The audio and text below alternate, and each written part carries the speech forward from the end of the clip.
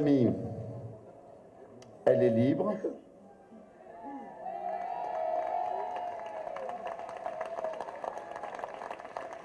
Nous avons compris que sa liberté, c'était notre liberté, et que pour sa seule liberté à elle, nous devions donner tout de notre mobilisation, de notre rassemblement, de notre capacité à défendre des valeurs essentielles.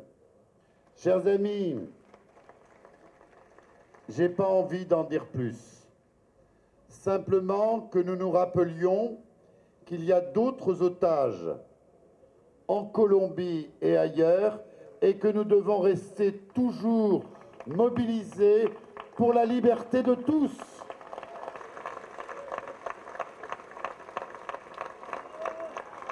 C'est un rassemblement où le bonheur va exploser, la joie va se lire sur tous les visages. On a fait énormément de rassemblements où on avait des mines déconfites, où on avait l'esprit chagrin et où on était souvent plein de désespoir quand on cherchait de l'espoir. Et ben là, on va avoir l'âme légère, ça va faire du bien. Symboliquement, l'affiche qui est descendue. Non, on attend Ingrid pour enlever le portrait.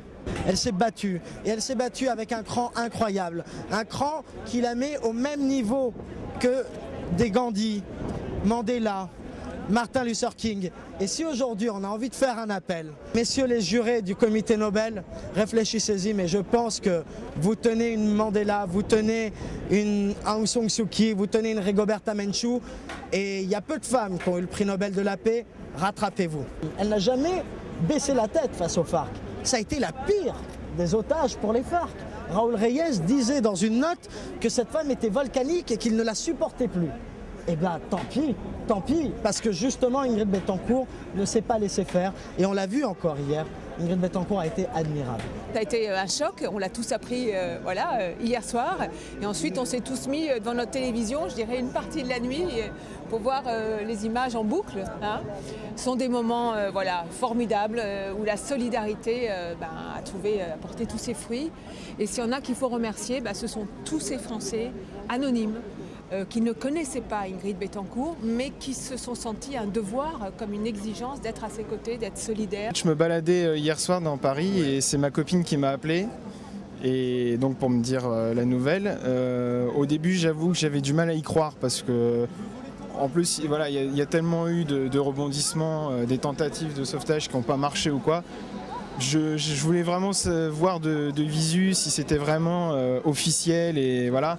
Donc je me suis empressé de rentrer chez moi. Je suis arrivé hier de la Colombie et ce matin à première heure j'ai eu la nouvelle de la libération d'Ingrid et les autres otages.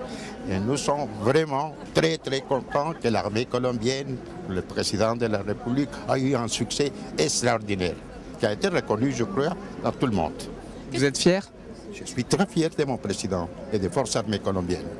Elle a fait sa lutte politique, elle était contestataire, elle a été fière, elle a fait son travail d'une bonne politicienne. Non. Et j'espère qu'elle va continuer à faire de la politique. On ne peut pas comparer Ingrid avec Mandela, non, mais non. C'est une femme extraordinaire, bien sûr, mais laissons les choses dans sa dimension. J'ai vu sur votre set Je roule pour Ingrid. Oui, ouais. C'est ma petite fille qui a pris, bien sûr, on s'intéresse, je dis pas comme la dame là, qui en fait, que c'était le plus beau jour de ma vie, j'ai d'autres choses.